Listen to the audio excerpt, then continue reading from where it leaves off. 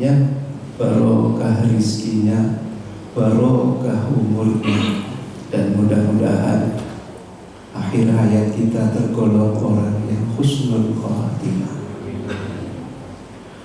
Alhamdulillah, puji syukur kehadirat Allah Subhanahu wa Ta'ala. Pada pagi hari ini kita diberikan nikmat oleh Allah Subhanahu wa Ta'ala bisa memenuhi undangan Allah melaksanakan sholat subuh berjamaah. Mudah-mudahan ibadah kita diridhoi dan diterima oleh Allah Subhanahu wa Ta'ala.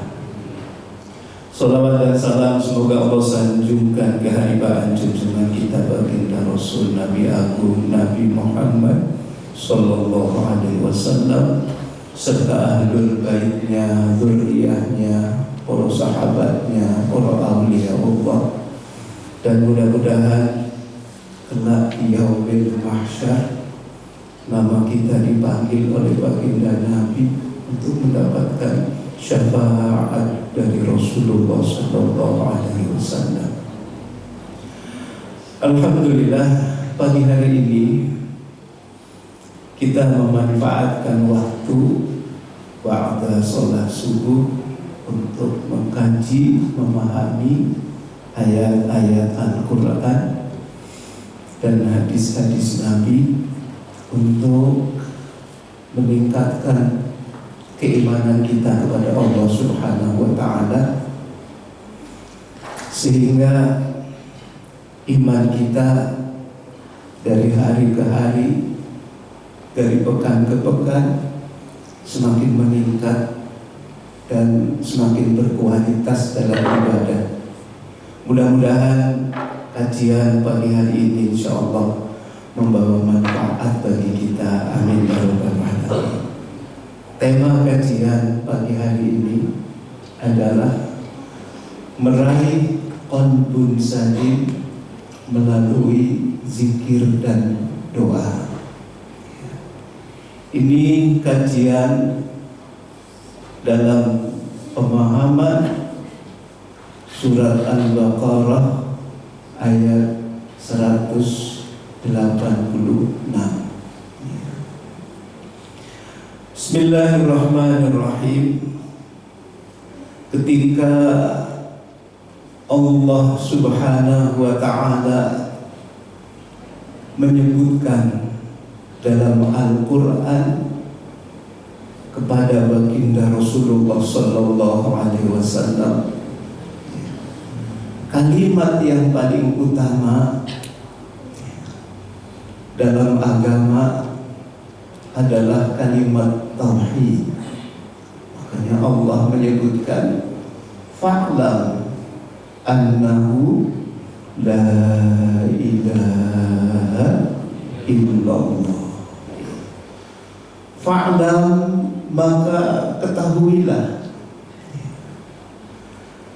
carilah ilmu dalam bahasa tafsirnya agar engkau merasakan dalam lubuk hatinya annahu la ilaha illallah, tiada Tuhan yang wajib disembah melainkan Allah.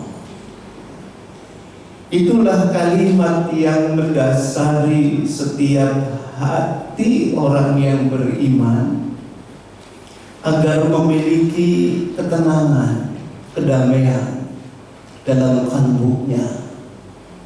Karena ketika seseorang sudah memiliki iman, sudah memiliki tauhid, insya Allah hidupnya akan dijamin oleh Allah Subhanahu wa Ta'ala sesuai dalam surat Al-Fussilat, innal ladzina qalu rabbunallah tsumma istaqamu tatanazzalu alaihimul malaikah alla takhafu wa la tahzanu wa abshiru bil jannati allati kuntum tu'adun.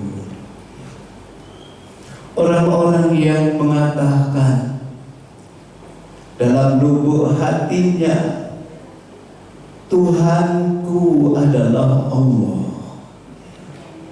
Rabbunallah, Tuhanku adalah Allah, Tuhan kami adalah Allah. Tsumma istaqamu, kemudian dia istiqomah, teguh pendiriannya, tetap pendiriannya, kuat akidahnya. Tatanazzalu alaihimul malaikah, maka Allah akan turunkan malaikat. Siapa malaikat yang diturunkan oleh Allah? Adalah malaikat rahmat. Malaikat rahmat turun, disuruh oleh Allah. Tatanazzalu alaihimul malaikah, maka Allah turunkan malaikat rahmat kepada orang yang beriman istiqomah. Lantas malaikat membisikkan ke dalam lubuk hatinya, Allah takhafu, janganlah engkau takut dalam hidup ini. Malaikatnya membisikkan ke dalam lubuk hatinya, Allah takhafu, janganlah engkau takut. Kenapa kadang-kadang manusia takut? Karena jauh dari Allah. Bagaimana nanti kita menghadapi hari tua, bagaimana nanti menghadapi hari kematian kita, bagaimana nanti di alam kubur, bagaimana nanti di akhirat nanti. Takut terus. Itu kalau orang yang takut kepada hari akhir dan kematiannya. Wala tahzanu, kata Allah, dan jangan engkau bersedih, khawatir. Allah takhafu, janganlah engkau takut. Wala tahzanu, dan janganlah engkau khawatir, jangan sedih. Atas malaikat memberitahu, wa abshiru bil jannati allati kuntum tu'adun. Lihatlah, Allah memberikan kabar gembira kepadamu. Apa kabar gembiranya itu? Wa abshiru bil jannah. Allah memberikan kabar gembira, Allah sediakan surga bagimu. Di akhirat sudah diberikan, janjikan surga. Wa abshiru bil jannati allati kuntum tu'adun, yang dijanjikan oleh Allah. Ya. Ketika kita dalam hidup imannya kuat, istiqomah dalam tauhid, dalam akidah, maka insya Allah menjalani hidup ini akan diberikan ketenangan, diberikan kedamaian oleh Allah Subhanahu wa ta'ala. Nah, dalam riwayat ada seorang Badui. Badui itu orang kampung. Ya, kalau di sini orang kampung, kalau di sana di daerah yang jauh dari Mekah, daerah yang jauh dari Madinah, namanya orang Badui kalau di sini. Tapi kalau orang sana menyebutnya bidun. Ya, bidun, karena saya pernah tinggal di Timur Tengah selama 4 tahun. Ya, itu sampai berjalan menuju ke pelosok-pelosok kalau di sini pedesaan. Ya, saya membayangkan dulu pada waktu zaman Nabi, ya, ini kampung-kampung yang masih terbelakang dahulu. Saya tanya kepada masyarakat di situ, itu namanya apa? Bidun. Di sini disebut Badui. Ya, ya, di situ ya. Badui itu adalah suku di sini, yaitu ada di Banten gitu ya. Itu Di sana namanya Badui, tapi di sana disebutnya Bidun. Itu. Ada seorang Badui datang pengen masuk Islam, lantas mau bertanya dulu kepada Nabi. Setelah perjalanan jauh dari tempat tinggalnya menuju ke Madinah, lantas sampai di kota Madinah itu orang Badui itu. Lantas setelah ketemu dengan Rasulullah, orang Badui itu bertanya, ya Rasul, ya Nabi, gitu ya. Aina Allah, di mana sih letaknya Allah? Di mana sih letaknya Allah? Namanya juga orang Badui berkata, Aina Allah, di mana letaknya Allah? Apakah Allah itu jauh? Allah itu dekat? Bertanya. Ketika Rasulullah SAW ditanya tentang eksistensi keberadaannya Allah, Rasulullah gak menjawab. Rasulullah gak menjawab. Rasulullah terdiam. Kenapa? Karena yang bertanya ini tanyanya pada sesuatu yang sangat esensi, sangat pokok, yang sangat tidak bisa didekati oleh akal. Karena bertanya kepada Zat yang maha segala-galanya, kepada Zat, kepada Allah yang Jalla Jalaluh, Allah. Sehingga apa? Nabi tidak menjawab ketika ditanya, Aina Allah, di mana letaknya Allah? Ketika Rasulullah terdiam, maka Allah menurunkan malaikat Jibril untuk membawa satu ayat dalam Al-Quran, Surat Al-Baqarah ayat 186.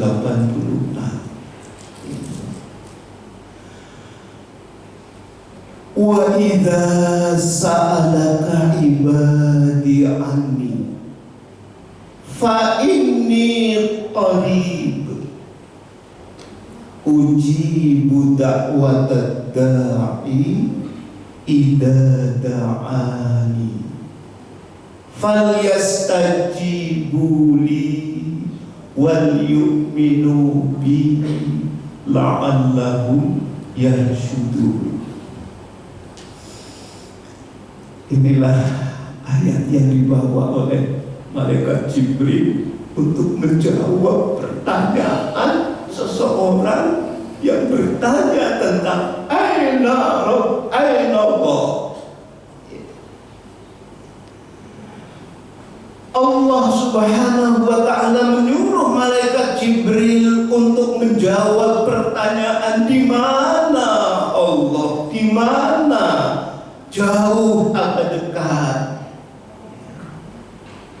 Lantas Allah menyebutkan, wa idza sa'alaka ibadi anni, apabila ada hambaku yang bertanya tentang aku, kata Allah, fa inni qarib, aku adalah dekat. Allah tidak menyebutkan qul wahai Muhammad, wahai Rasul, katakanlah, tidak. Sebagaimana ayat-ayat yang lainnya, kalau disuruh perintah ada kalimat qul, katakanlah.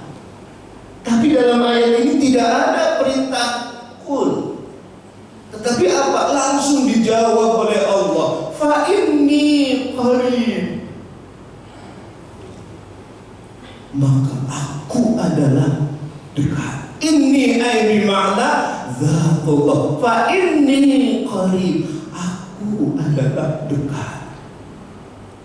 Loh, di sini ayat yang menyebutkan bahwa Allah itu adalah dekat dengan hamba-Nya, sampai Rasulullah SAW menyebutkan lebih dekat daripada urat nadi, urat leher. Ketika seseorang merasakan dekat menyebut asma Allah, maka Allah akan hadir dalam lubuk hatinya. Ketika seseorang berzikir menyebut asma Allah, Allah adalah dekat. Makanya dalam surat Al-Baqarah ayat 153, Fadhkuruni azkurkum, sebutlah namaku. Kata Allah, azkurkum, maka aku akan mengingatmu. Ketika kita menyebut nama Allah, maka Allah akan menjawab, aku akan mengingatmu. Namun mengingatnya manusia, zikirnya manusia dengan mengingatnya Allah berbeda. Kalau kita zikir menyebut asma Allah dalam ayat-ayat Al-Quran, dalam Asmaul Husna, apa yang kita sebutkan, itu Allah akan menjawabnya. Azkurkum, kata ahli tafsir, para mufassir menyebutkan, kalau ada seseorang iman kepada Allah, berpikir kepada Allah, Al-Qur'an, maka Allah akan mengingatnya. Lantas kalimat Al-Qur'an maknanya adalah nazzala rahmah, Allah akan turunkan rahmatnya. Apa yang menjadikan masalah bagi manusia, apa yang menjadikan permohonan kepada manusia, Allah akan turunkan rahmatnya. Makanya di antara ayat-ayat Al-Quran yang terus kita lafalkan, kita zikirkan adalah kalimat-kalimat thayyibah, kalimat-kalimat Asmaul Husna, agar doa-doa kita diijabah oleh Allah Subhanahu wa Ta'ala. Setelah manusia dekat dengan Allah, lantas Allah di situ menyebutkan ujibu da'watad da'i idza da'ani, aku akan mengabulkan. Ujibu da'watad da'i idza da'ani, aku akan mengabulkan permohonanmu, doamu. Idza da'ani, apabila engkau memohon kepadaku, apabila engkau munajat berdoa kepadaku, maka dalam ayat itu Allah akan mengijabah. Insyaallah. Ini suatu ayat yang memberikan kita ketenangan, yang memberikan kita kedamaian. Kenapa?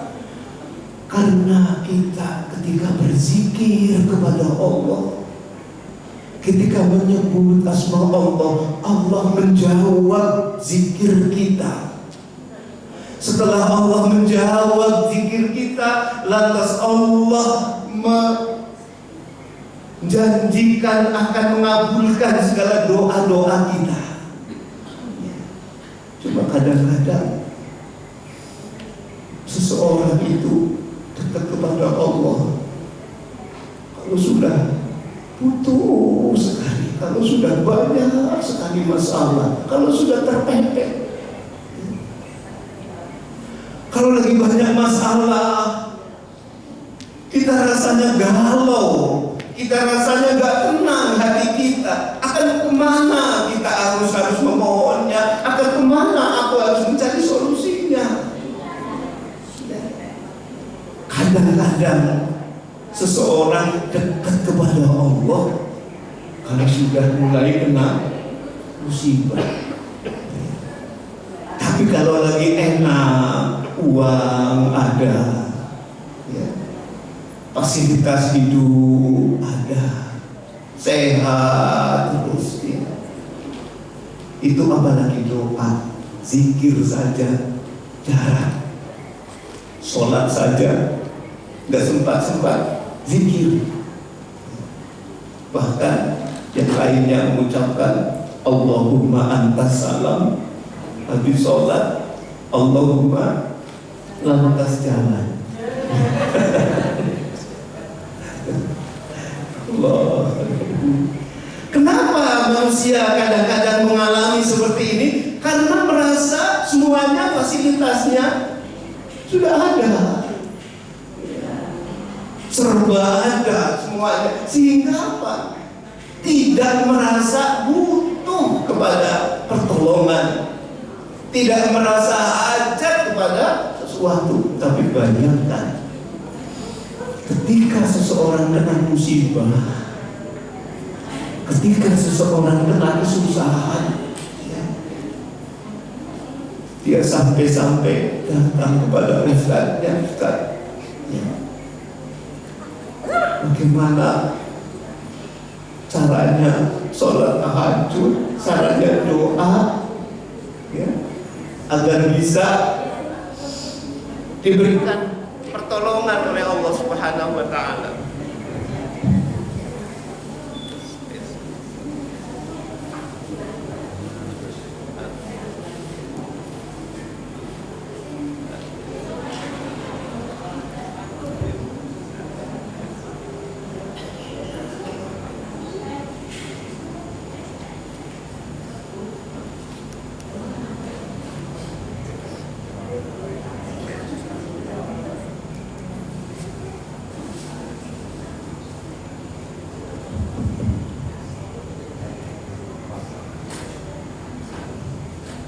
Tes. Alhamdulillah, kita lanjutkan ya. Jadi orang dekat kepada Allah kalau lagi kena musibah, kalau lagi banyak kebutuhan, lagi banyak kesusahan, ya, maka ada orang yang kadang-kadang datang, ya, Ustaz ajarin saya doa sholat tahajud. Maka kenapa Bu? Gitu ya, saya lagi banyak masalah, gitu. Lagi banyak kebutuhan, lagi banyak utang, ya Allah. Tiap hari pusing, pikirin masalah-masalah dalam itu. Akhirnya diajari. Kalau diajari doa, gak usah yang panjang-panjang. Karena kalau diajari doa yang panjang, lama, nggak pinter-pinter, nggak hafal-hafal, keburu nggak sholat. Saya sampaikan, Bu, sebut Asmaul Husna, sebagaimana yang Rasulullah SAW sering zikirnya beliau sampaikan, sering zikirnya beliau ucapkan. Ketika Rasulullah sedang banyak menghadapi masalah, Rasulullah mengadu kepada Allah. Doa yang diucapkan oleh Nabi adalah Asmaul Husna. Ya Allah, Ya Hayyu, Ya Qayyum, bi rahmatika astaghis. Ya Allah, Ya Hayyu, Ya Qayyum, bi rahmatika astaghis. Ini doa yang sering diucapkan oleh Nabi pada waktu beliau menghadapi masalah. Beliau mengadu kepada Allah, beliau berkeluh kesah kepada Allah. Ya Allah, Ya Hayyu, Ya Qayyum, bi rahmatika astaghis. Ya Allah, Engkau lah yang Maha Hayyu, Maha Hidup, mengatur kehidupan ini. Ya Qayyum, Engkaulah yang maha berdiri sendiri, tidak membutuhkan bantuan yang lainnya, mengatur rizki, memberikan apa yang diminta oleh hambanya. Ya Qayyum, Engkaulah yang mengatur segalanya dalam hidup ini. Birahmatika, dengan rahmatmu ya Allah, astaghis, tolonglah aku. Maka ketika kita sedang hajat kepada Allah, sedang memiliki masalah, banyak sekali orang yang hatinya resah, orang yang hatinya gelisah, orang yang hatinya gundah gulana. Akan kemana kita memohonnya? Kepada Allah Subhanahu wa ta'ala. Karena Allah adalah Zat yang Maha Hayyu, Zat yang Maha Qayyum. Pertanyaannya, Ustaz, saya sudah berdoa, saya sudah berzikir, tetapi kadang-kadang kenapa enggak juga dikabulkan? Ya. Kenapa kadang-kadang aku sudah berzikir, sudah berdoa, tapi belum juga dikabulkan? Inilah yang mendasari dalam ayat ini. Ketika seseorang berdoa, ketika seseorang munajat kepada Allah, di situ ada ayat falyastajibu li. Maka lakukan, kata Allah, perintahku, patuhilah perintahku, wal yu'minu bi, dan berimanlah kepadaku, kata Allah. Jadi agar doa kita, hajat kita dikabulkan oleh Allah, dan Allah berjanji dalam Al-Quran akan mengabulkan hajat seseorang, akan mengabulkan permohonan seseorang. Dalam ayat itu, falyastajibu li, lakukan perintah-perintahku. Apa yang Allah perintahkan, lakukan. Kita sholat yang wajib, hubungan dekat dengan Allah. Lantas falyastajibu li maknanya juga ikhtiar. Ikhtiar itu apa? Usaha. Kalau orang memiliki hajat, gak cukup dengan doa saja, tapi apa? Harus usaha, harus ikhtiar.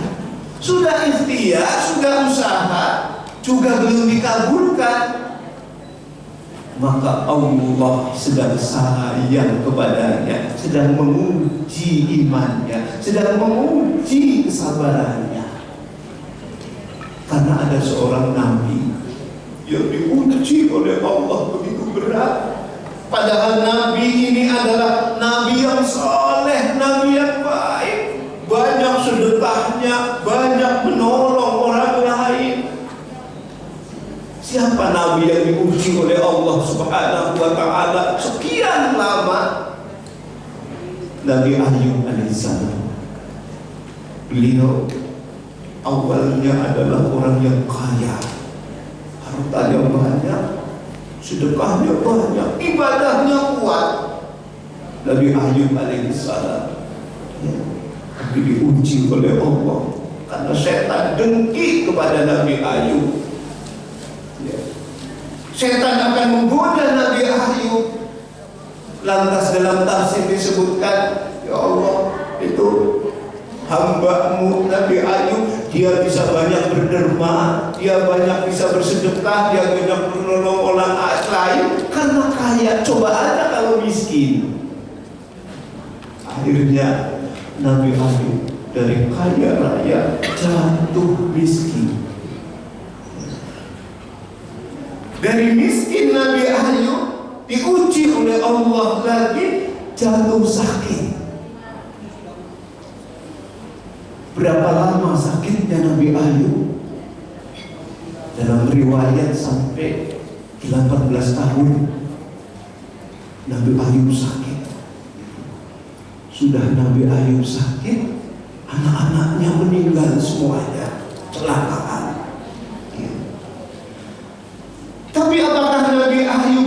asa.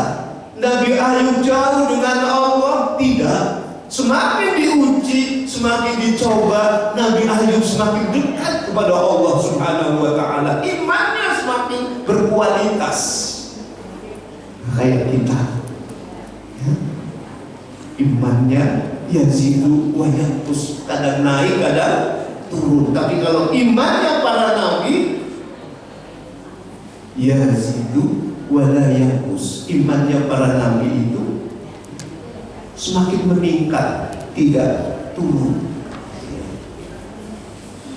Rasulullah Shallallahu Alaihi Wasallam menyebutkan di antara ujian yang paling berat adalah ujiannya para nabi, ujiannya para rasul. Itu adalah ujian yang paling berat. Dicontohkan adalah ujiannya Nabi Ayub alaihissalam. Akhirnya apa? Nabi Ayub dalam keadaan sakit. Beliau menyendiri karena sakitnya Nabi Ayub diriwayatkan adalah sampai banyak lukanya, koreng-korengnya menggerogoti Nabi Ayub dalam tubuhnya.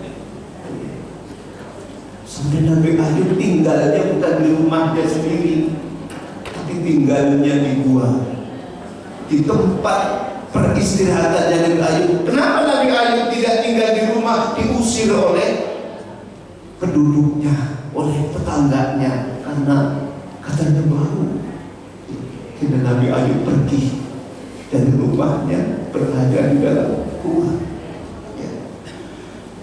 Dalam riwayat menyebutkan dalam sakitnya Nabi Ayub, ketika mau sholat, ketika mau munajat, mengambil ulat-ulat yang menempel dalam tubuhnya Nabi Ayub sambil mengatakan, wahai ulat, dulu aku jijik kepadamu, dulu aku benci kepadamu, dulu aku jijik kepadamu wahai ulat, tapi sekarang engkaulah satu-satunya makhluk yang disuruh oleh Allah setia menemani aku.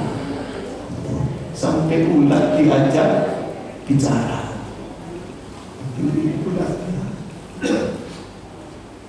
Ketika Nabi Ayub merintih, ketika Nabi Ayub mengadu kepada Allah, apa yang Nabi Ayub adukan diabadikan dalam surat Al-Anbiya. Doanya Nabi Ayub sampai diturunkan kembali oleh Allah kepada baginda Nabi, surat Al-Anbiya. Rintian doanya Nabi Ayub, Rabbi anni masaniyad durru wa anta arhamur rahimin.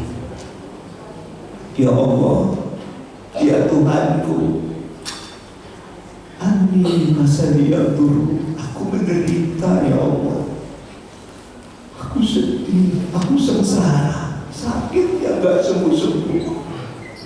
Wa anta arhamur rahimin, namun engkau maha pengasih, engkau maha penyayang. Ketika iman seseorang diuji, ketika iman para nabi diuji, semakin meningkat, bukan semakin putus asa, tapi meningkat, dekat kepada Allah, husnudzon kepada Allah Subhanahu wa ta'ala. Wa anta arhamur rahimin, engkau lah yang maha pengasih, engkau lah yang maha penyayang. Subhanallah. Maka ketika kita menghadapi musibah, menghadapi kekurangan, menghadapi penderitaan, janganlah putus asa, karena sedang diuji imannya, diuji kesabarannya. Terus ketika sudah sekian lama Nabi Ayub sakit, fastajaba alaihi, Nabi Ayub dikabulkan doanya, Allah mengijabah doanya kepada Nabi Ayub. Lantas Nabi Ayub disuruh ikhtiar, wahai Ayub, keluarlah dari pintu gua itu. Akhirnya Nabi Ayub keluar, suruh menginjak kakinya, yaitu berusaha. Maka dari injakan kakinya Nabi Ayub keluar air, sumur Lantas Nabi Ayub mandi dari air itu. Nabi Ayub diberikan kesembuhan oleh Allah Subhanahu wa Ta'ala. Sembuh sedia kala seperti pada waktu dia masih sehat kembali, ya, gagah kembali, bisa berusaha kembali berkat pertolongan Allah Subhanahu wa Ta'ala. Itulah mukjizat Allah yang diberikan para nabi. Makanya dalam Al-Quran surat At-Taghabun ayat 11 Allah berfirman, "Ma asaba min musibatin illa bi'idznillah wa man yu'min billah yahdi qalbah." Musibah yang menimpa dalam diri seseorang, ma asaba min musibatin, musibah yang menimpa dalam diri seseorang, hakikatnya adalah bi'idznillah, sudah seizin Allah. Artinya seizin Allah itu Allah tahu kau sedang mengalami musibah, kau sedang mengalami penderitaan. Ma asaba min musibatin illa bi'idznillah, kecuali dengan seizin Allah.